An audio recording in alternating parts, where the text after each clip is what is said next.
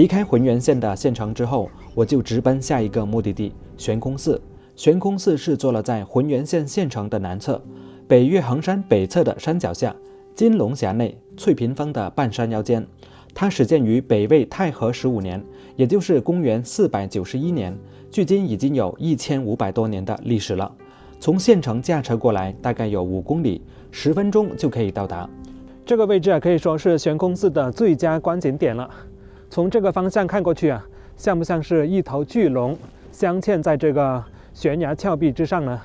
右边是龙头，张着大嘴，中间的栈道连廊是龙身，上面的飞檐翘角就是龙鳞，最左边的就是龙尾。我现在还在悬空寺的对面你看中间呢还隔着一条河，这条河呢是叫做浑河。你看这里以上呢就是衡山水库，在这边呢还有一个泄洪洞。悬空寺是北岳恒山的18景之首，也是我这次山西之旅的主要目的地之一。相信大家对悬空寺已经久仰大名了，从北魏、辽金到明清的历朝历代，几乎都对悬空寺进行了修缮。我们现在看到的悬空寺是明清时期经修缮之后的建筑。站在浑河的对岸，驻足远望，便能被镶嵌在万仞峭壁间的一座精巧玲珑的悬空寺所震撼。它经历了多少腥风血雨、世态炎凉，又经历了多少历史变迁。虽然北魏王朝早已远去，但悬空寺依然屹立在悬崖峭壁之上，见证了1500多年光辉的历史和灿烂的文化。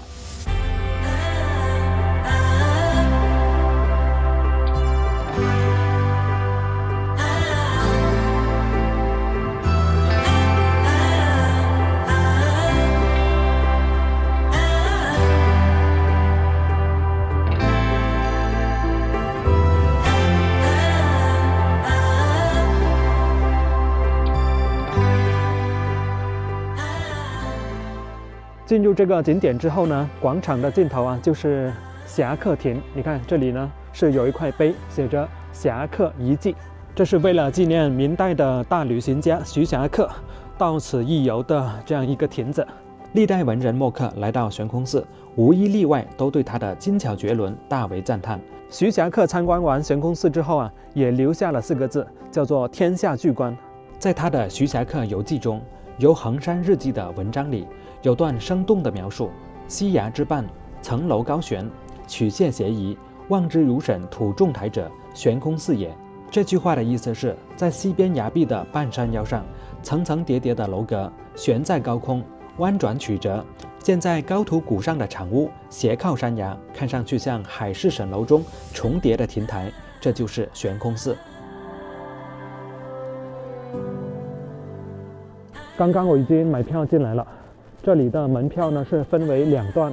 如果说仅仅是进来这个景点呢，就是15块钱，但是如果要登上悬空寺的话呢，就要再另外加100块钱。现在经过这一座悬索桥，过浑河，对岸呢就是悬空寺了。走在这个桥上风特别大，风吹到脸，好痛啊！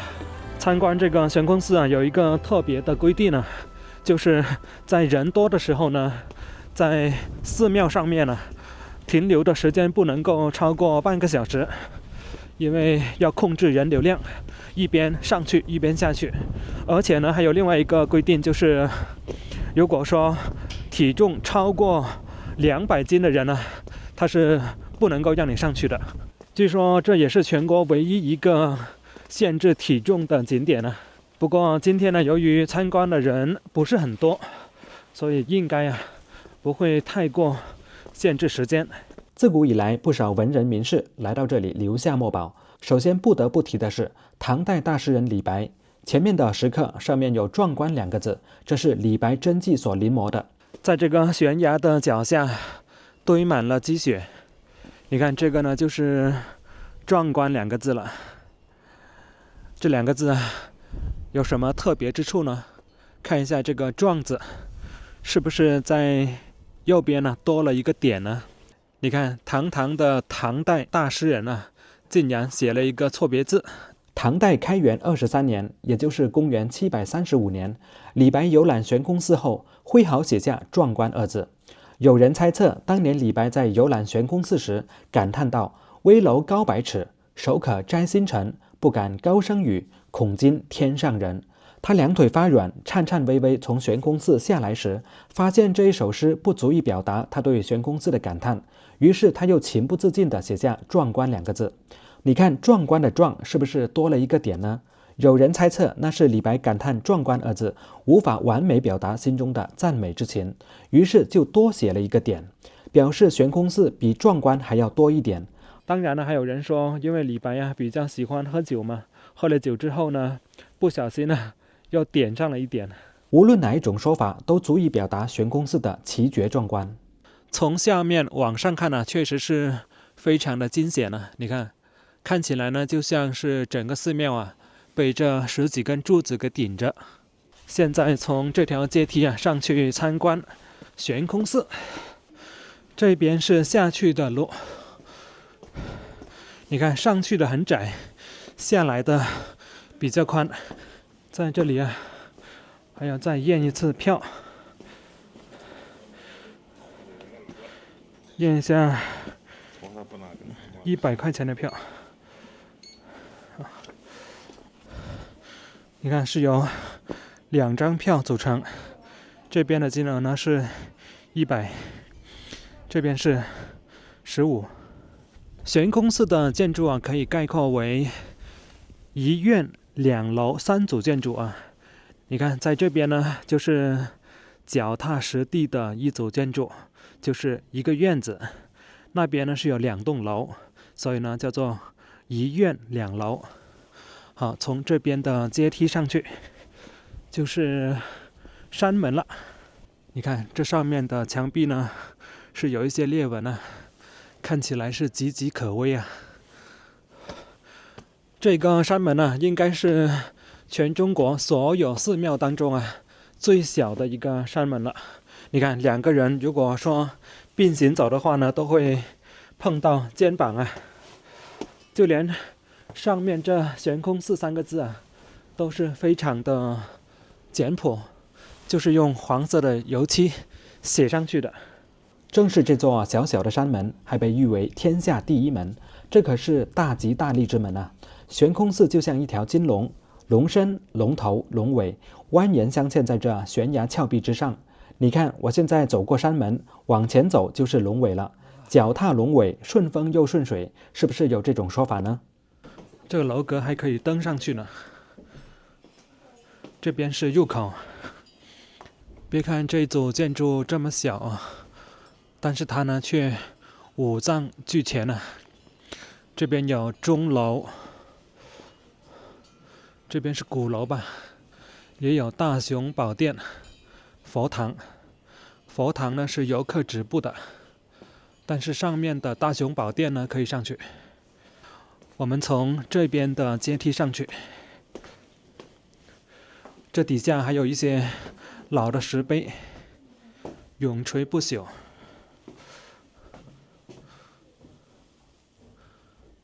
悬空寺布施碑志，永垂不朽。你看这里还有一些老的门板。大雄宝殿又称三佛殿，大家知道悬空寺的镇馆之宝吗？它可就藏在这全国最小最迷你的大雄宝殿里。悬空寺有各种铜柱、铁柱、泥塑、石雕像80多尊。好，从这边的阶梯上去，它阶梯上是装了一块块铁皮，增加摩擦力。好窄，勉强通行一个人。原来这个院子呢还有第3层这就是大雄宝殿了。而大雄宝殿里三佛龛供奉的这3尊脱沙塑像，就是悬空寺的镇馆之宝。在中间的是阿弥陀佛，左边的是毗卢遮那佛，右边的是释迦牟尼佛。佛像结跏趺坐，包衣博带，面相丰满，神态安详。结跏趺坐是佛教的做法之一，就是互交两足，将右腿盘在左腿上，左腿盘在右腿上的坐姿。这种做法安稳，而且不易疲倦。大家也许会感到疑惑，这外表上看上去很普通的塑像，到底珍贵在哪里？那就要了解这座脱沙塑像的故事。这3尊佛教塑像造于明代，工匠们在修建悬空寺时遇到一个难题，因为寺庙本身悬在山崖之上，承重能力有限，如果再放上一尊尊重有1吨重的石刻大佛像，寺庙肯定承受不了。因此工匠们犯难，冥思苦想。一天，一位工匠想到了一个解决难题的好办法，那就是不用传统的石刻佛像，而是用脱砂工艺制造佛像。脱砂是做漆器的一种古老工艺，那脱砂工艺有什么特别的技巧呢？在古代，工匠们塑像时，先用泥沙塑造内胎，外面再用利麻，就像现在常见的布料一样，一层一层的裹上，得到一定的厚度，再打磨、上油漆、贴金，最后再将泥胎从塑像中掏出来，整个塑像变成了一个空壳，既坚固又轻巧。这3尊塑像高50厘米，重量却只有3000克，是悬空寺最轻、价值最高的塑像。相传这样的佛像全世界只有2处，一处在悬空寺，另一处在日本。站在大雄宝殿往外看，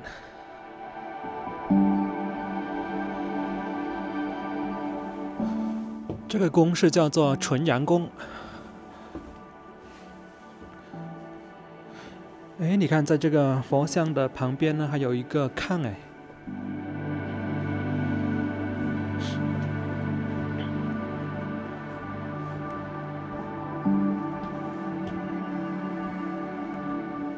哇，这边就是悬崖栈道了。往下面看，确实是好惊险啊！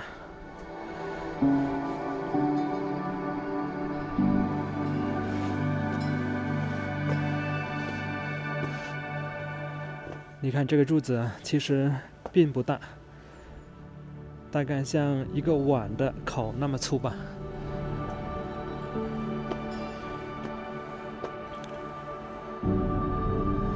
上面那一层呢，应该是往回走的。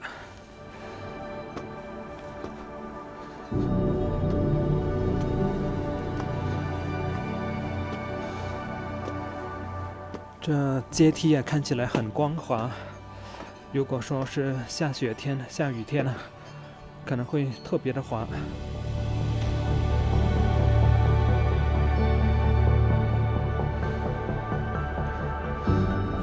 你看这一边呢是不让游客进去了，这个殿呢是叫做四佛殿，但是这里有一个围栏，游客止步，只能从这里上去了。像我背着背包，很有可能会卡在这里，所以要几乎趴着走。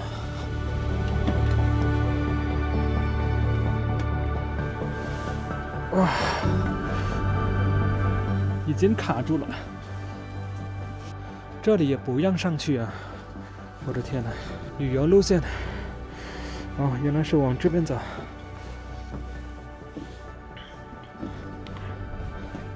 真的好窄啊，只能容得下一个人同行。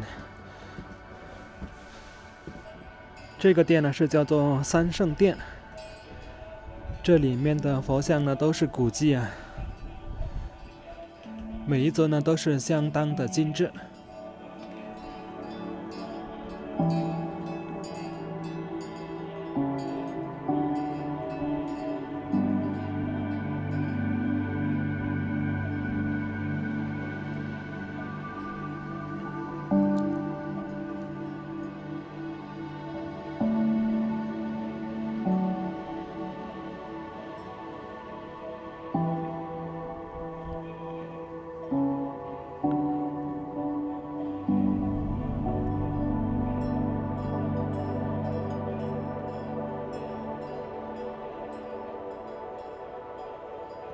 好，继续往前走。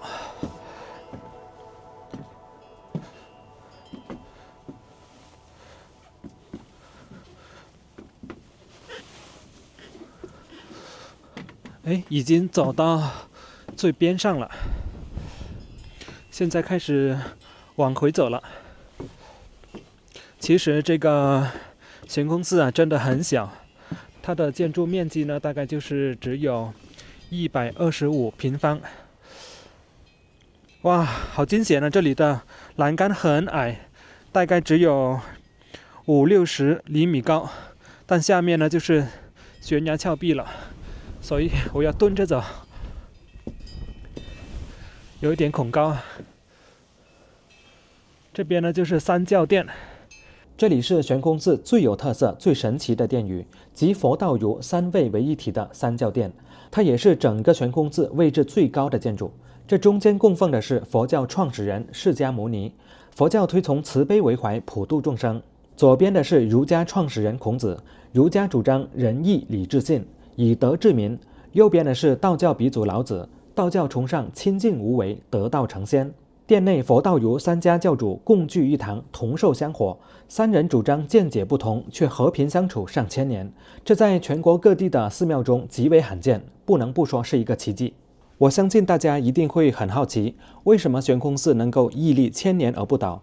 从寺庙的选址上来看，它有着特殊的奥秘。众所周知，建筑风水上讲究藏风聚气，类似这样的环境是风水大师们所看重的。古人在修建过程中很巧妙地利用了这里的地势。悬空寺坐西朝东，处于深山峡谷中的一个小盆地内，其山势就像一口挂在天地之间的巨锅，下临浑河河水，石崖顶部突出的部分就像一把大伞，保护古寺不受雨水的冲刷，并且两边突出的山崖有效地缓解了风势，而东边的天峰顶遮挡了太阳光，年平均日照时间2小时。悬空寺仿佛身处在避风港中，无论刮风、下雨、暴晒，都对它损害不大。难怪它能够历经千年风雨，甚至地震，距今依然屹立不倒。这个自然环境可谓是得天独厚。衡山志里有一段记载，悬空寺历经金、明、清和现代多次重修，在刚建成时，悬空寺与地面的垂直高度近100米，后来因为千百年来泥沙堆积，峡谷逐渐抬高。我们现在看到的悬空寺距地面约58米。要说悬空寺屹立千年不倒的神奇之处，我们还得看看它的建筑技法。相传当年在修建悬空寺时，工匠们绞尽脑汁，冥思苦想，怎么也想不出好的方法。一天晚上，一个老工匠梦见了鲁班祖师爷，指着房屋顶上的蜘蛛网告诉他，要采用借力的原理。小小的蜘蛛网变成了建造悬空寺的灵感，由此才建造了这座如此壮观的空中楼阁。后来在民间流传起了一句顺口溜：悬空寺，悬空寺，神奇绝妙在天空。神仙指点蜘蛛网，金龙峡口现神功啊，现神功。远眺悬空寺，我们会看见悬空寺下那一排立柱，这般惊险奇绝。有的朋友可能会感到疑惑，重达10吨的悬空寺真的是由这些立柱支撑起来的吗？实际上，当你走进寺里，留心观察，就会发现这10几根碗口粗的立柱，有的根本就没有受力，甚至还会随着人流量的增加而有所晃动。下面就带大家解开心中的谜团，走进悬空寺，抬头向上看，悬空寺屹立千年不倒的关键玄机，其实是来自于这插进岩石内的27根横木飞梁。古人建造悬空寺所运用的力学原理是非常巧妙的。聪明的古代工匠先在岩石上凿出口小肚大2米多深的石洞，里面放上锥形的木楔子，尖头朝外，将27根直径50厘米的横梁一头做成剪刀形状的开口，再将2/3即2米多长的横梁猛力砸进去，1米左右露在外面，横梁和木楔子刚好能够咬合在一起，形成一个强有力的杠杆。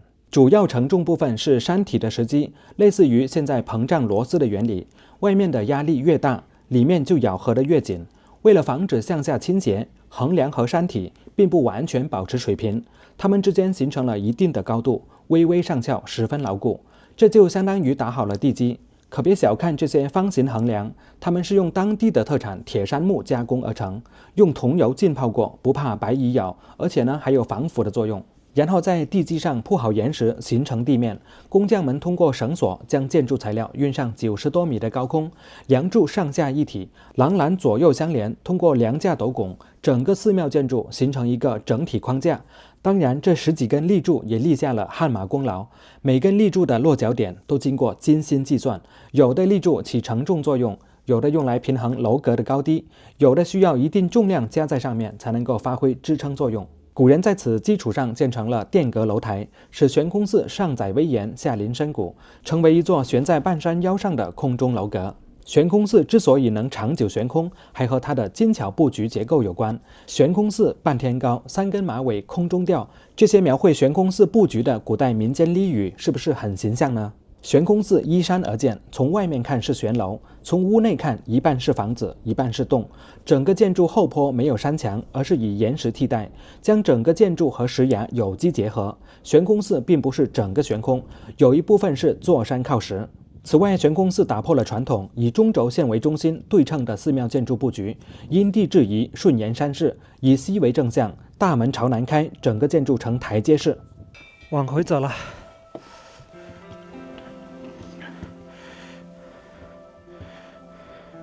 往回走的时候才惊险呢，上来的时候不觉得。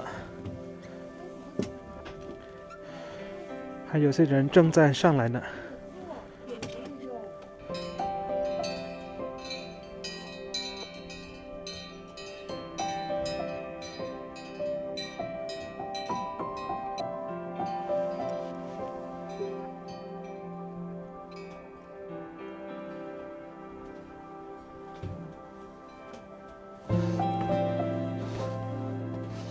继续往这边走呢，就下去了。这边呢是报身佛，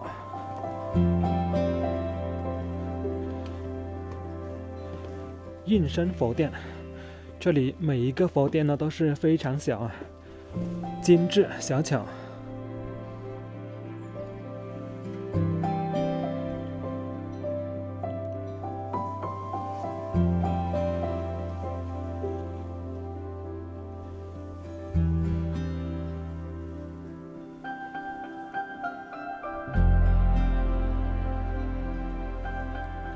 等一下呢，就是从这边下去了。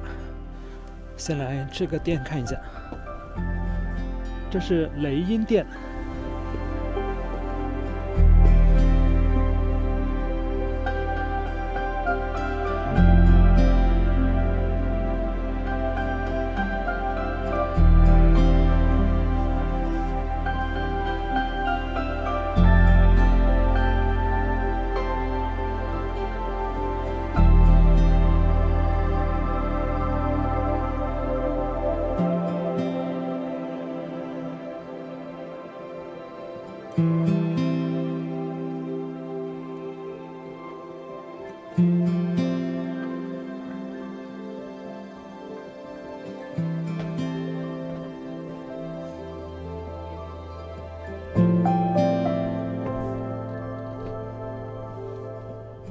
现在呢就从这里下去了。